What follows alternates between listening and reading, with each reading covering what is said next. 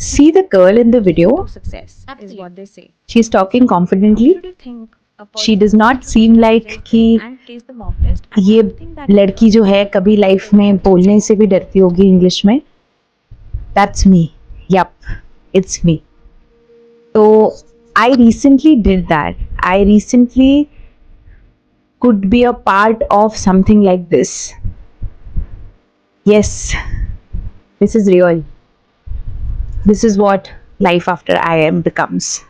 Hi guys, hope all of you are doing very well and very good. तो आपने जो भी video देखा, ये जो लड़की है मैं हूँ. ये जो लड़की यहाँ पे फ्लाइट ले रही है, ये मैं हूँ. मेरी पूरी फैमिली में having belong to a very very middle class family जो बहुत छोटी जगह से है मध्य प्रदेश में, मैंने कभी सोचा भी नहीं था. This is me. मुझे पता भी नहीं है कि मेरी फैमिली में, पूरी फैमिली में मेरे अलावा इस टाइम तक कौन फ्लाइट में बैठा है. I have no idea. ये जो टिकट्स है ये मेरे मम्मी पापा को मैंने घूमने के लिए भेजा था उनकी एनिवर्सरी पे. ये उनकी पिक्चर्स हैं. This is what I did. ये 5 स्टार होटल देख रहे हो जिसमें मैं रुकी हुई हूँ. मैंने ये होटल कुछ टाइम पहले शायद सिर्फ बाहर से देखा होगा कि how pretty it is. This is what IIM makes you do. पर क्या इसके बिहाइंड भी कोई पिक्चर है? इसके अलावा भी कुछ ऐसा है जो सच है? हम सब कुछ इस वीडियो में बात करेंगे. मैं आपके सामने बिल्कुल रॉ रखूंगी, मैं जो भी रख सकती हूँ. तो मैंने ये वीडियो को अलग अलग पार्ट्स में डिवाइड करके रखा हुआ है. सबसे पहले हम डील करेंगे सैलरी पार्ट. तो नो डाउट कि you start earning more after IIM. जितना आप, अगर आप प्रॉब्ली टियर 2 कॉलेज से होते तो उतना नहीं कर पाते, या इवन आफ्टर इंजीनियरिंग आप शायद वहाँ तक नहीं पहुँच पाते. कुछ लोग का आर्ग्यूमेंट काउंटर इंट्यूटिव होता है, बट मेरा ऐसा मानना है कि आप अगर ये बोलो after having an IIM tag कि IIM tag does not help, it does not make sense, क्योंकि आपको वो एक्चुअली हेल्प कर चुका है. तो आपको पता भी नहीं है वो आपको किन प्लेसेस पे ले जा रहा है. तो अब आप ये कमेंट कर पा रहे हो. अगर आप बाहर बैठे होते और आप नहीं किया होता ये सब, तो आप ये सेम चीज़ नहीं बोल रहे होते. तो salary does help, but so does the difference between CTC और रियलिटी हिट्स. जैसे ही आप पहली जॉब ज्वाइन करते हो और आपकी पहली सैलरी आती है, तो सबसे पहले आपको ये रियलाइज होता है, shit, this is not what you thought. It is not XYZ divided by 12. Taxes are real. उससे भी ज़्यादा रियल है लोन की EMI. तो आपको ना लोन की EMI एक्चुअली हर्ट करना स्टार्ट करेगी जब स्पेसिफिकली आप देखोगे कि आपको इंटरेस्ट कितना ज़्यादा कॉस्ट कर रहा है. तो इंटरेस्ट रेट बहुत ज़्यादा इन्फ्लेटिंग है. लोन इजीली मिल जाता है, लोन की कोई प्रॉब्लम नहीं है. पर यार वो जो इंटरेस्ट देना पड़ता है ना, तो थोड़ा सा तो बुरा लगता है. उससे भी ज़्यादा एक और चीज़ है कि आपकी ना लाइफस्टाइल थोड़ी सी शिफ्ट हो जाती है. You start hanging out in better places, and better places are more expensive. You start going on international trips because everybody else is. तो आप भी start करते हो, hence आपके expenses बढ़ जाते हैं. तो ये सारी जो चीज़ें हैं ना, ये उतनी ही मैटर करती हैं जितनी आपकी सैलरी. और मैंने भी ना कोई ऐसे फ्रेंड नहीं देखा है अपना आफ्टर IIM जो किसी के साथ रूम शेयर करके रह रहा. और by room I mean room, not flat तो सभी शेयर करते हैं.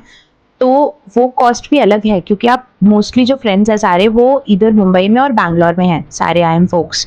तो इन प्लेसेस पे रेंट भी उतना ही है, ट्रैवलिंग कॉस्ट भी उतना ही है, सब कुछ उतना ही है.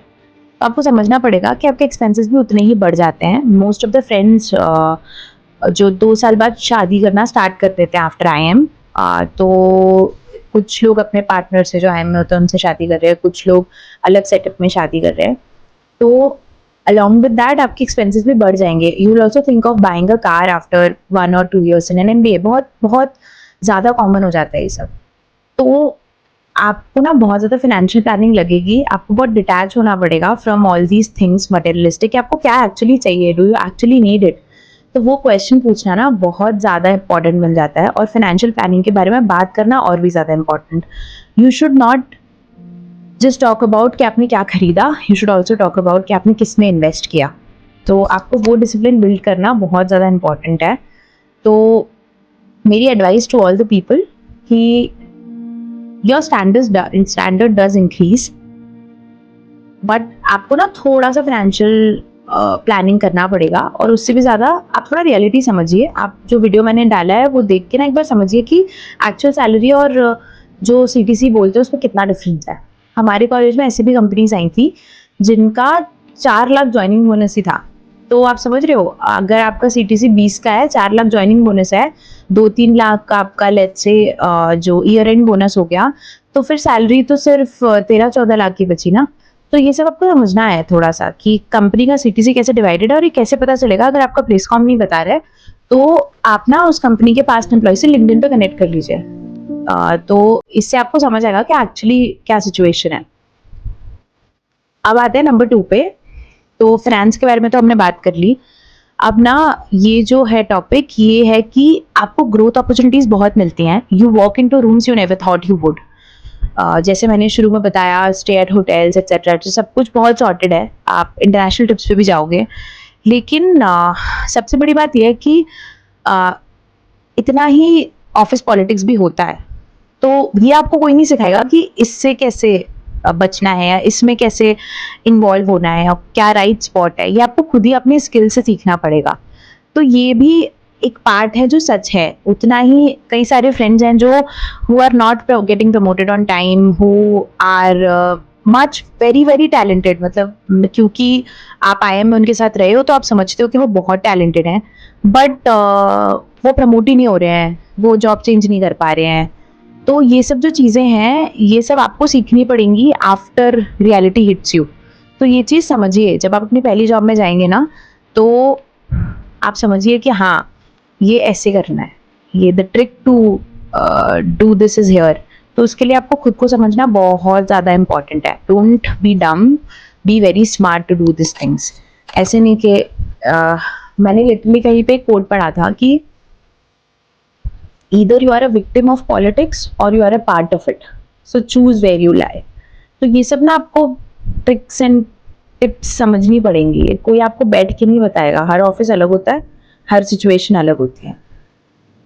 अब कमिंग टू अनदर पार्ट कि मार्केट, जॉब, नेटवर्किंग, ये सब कुछ सही है। आपके जो फ्रेंड्स हैं, नेटवर्क है, वो सब हेल्प करता है। बहुत सारी इंटरनल जॉब पोस्टिंग्स आती हैं, बट उतना ही ये भी सच है कि मार्केट बहुत ख़राब चल रही है। बहुत लोग ऐसे जॉब्स में स्टक हैं जहाँ पे वो नहीं चाहते थे, तो वो स्विच नहीं कर पाने। जैसे कि एग्जांपल देती हूँ, कुछ लोग ना सेल्स में चले गए जब in lieu of very good package, company ने बोला बहुत बढ़िया पैकेज है, होगा भी, बट वो सेल्स में चले गए। उनको रियलाइज़ हो रहा है कि नहीं यार, उनको सेल्स में तो जाना ही नहीं था, उनको तो कुछ और करना है। अब वो स्विच करने की कोशिश कर रहे हैं, सेल्स से IT, सेल्स से मार्केटिंग एक्सेट्रा एक्सेट्रा, और हो नहीं रहा है। तो आप ना जब ये चूज़ करोगे ना जॉब, तो बहुत सोच समझ के करना। मैं आपको एक चीज़ बताती हूँ कि मैंने कहीं ऐसा सुना था, और ये एक्चुअली रियल है, कि 3 चीज़ें होती हैं आप जिन पे कोई भी जॉब इवैल्यूएट करो। One is your salary, other is your work life balance, and third is your job profile. ये जो तीनों चीज़ें हैं ना, ये एक साथ मिलना बहुत ज़्यादा टफ है। इनमें से 2 भी अगर कहीं मिल रही है ना, तो आप आराम से उस जॉब में जा सकते हो। और इसमें एक और स्वीट स्पॉट होता है ब्रांड नेम का। तो वो मैंने इसलिए नहीं डाला बिकॉज आप नो कि आप कौन से ब्रांड में जाना चाहोगे, कौन से ब्रांड में नहीं। तो ये सब अगर तीनों चारों, by brand name I do not mean के बिग 4 है या क्या है। By brand name I mean कि how does it help you in your resume, one. Second is उनके ले ऑफ्स या इन सब सिचुएशन में क्या स्टैंड रहा है पास्ट में। तो ये सब थोड़ा सा मैटर कर जाता है। तो ये आप समझने की कोशिश कीजिए। Also no job will give you 100% good, everything good. आपको ना उसके साथ इट्स अ पैकेज। अगर 80% अच्छा होगा तो 20% खराब होगा। तो आपको 20% का एनालिसिस करके कि फिर ही आगे बढ़ना है। Know what you do not want rather than what you want. अगर आपको वो 20% क्या है ना, ये जॉब में इजीली फिगर आउट करो। जैसे कि कुछ लोग स्टार्टअप में जाते हैं, तो इस रिस्क के साथ जाते हैं कि स्टार्टअप बंद हो सकता है या वो ले ऑफ हो जाएंगे। तो आपको ये रिस्क समझना पड़ेगा। ब्लाइंड आई मत बनिए इस चीज़ के लिए। तो कुछ लोग बड़ी कंपनीज में जाते हैं क्योंकि वो ये रिस्क नहीं लेना चाहते, उनको it does not help them balance their mind. तो आप ये चीज़ सोच के चलिए, ऐसे नहीं कि ब्लाइंड फेथ में चले जा रहे हैं, कुछ भी करे जा रहे हैं। तो नो द 20% पार्ट, ये कोई नहीं बताएगा, ये भी आपको खुद ही समझना पड़ेगा। लिंक्डइन एक्सटेंसिवली यूज कीजिए, लोगों से कनेक्ट कीजिए, उनसे पूछिए। ट्रस्ट मी, लोग जवाब देते हैं। I recently talk to GoZero के जो फाउंडर हैं on LinkedIn. I messaged him regarding something important and he reverted back. तो ये सब रियल है, ये सब लिंक्डइन पे सच में मतलब you can easily talk to people. इसके बाद जो नेक्स्ट पॉइंट मैं कवर करना चाहती हूँ वो है बैलेंसिंग इमोशंस. या तो ये क्यों इम्पोर्टेंट है, क्योंकि आपको ना बहुत ज़्यादा फोमो भी होगा. कोई लाइफ में कुछ कर रहा होगा, कोई लाइफ में कुछ कर रहा होगा, और आप हमेशा you will and up comparing yourself with them. तो आपको ये समझना है कि आप एक्चुअली आप क्या चाहते हैं लाइफ से, और आप कोई की डिसीजन नहीं लेने वाले एकदम से ऑर्गेनाइजेशन में जाके.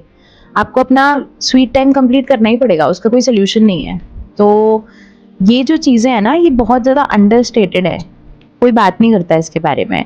फेलियर्स के बारे में, ले ऑफ्स के बारे में, ये सब हो रहा है, ये रियल लाइफ है. और जितने भी लोग आपसे बोल रहे हैं AI से अपस्किल करिए, उसको अपना पार्ट बनाइए, पर कैसे इज द क्वेश्चन जो आपको खुद को आंसर करना है.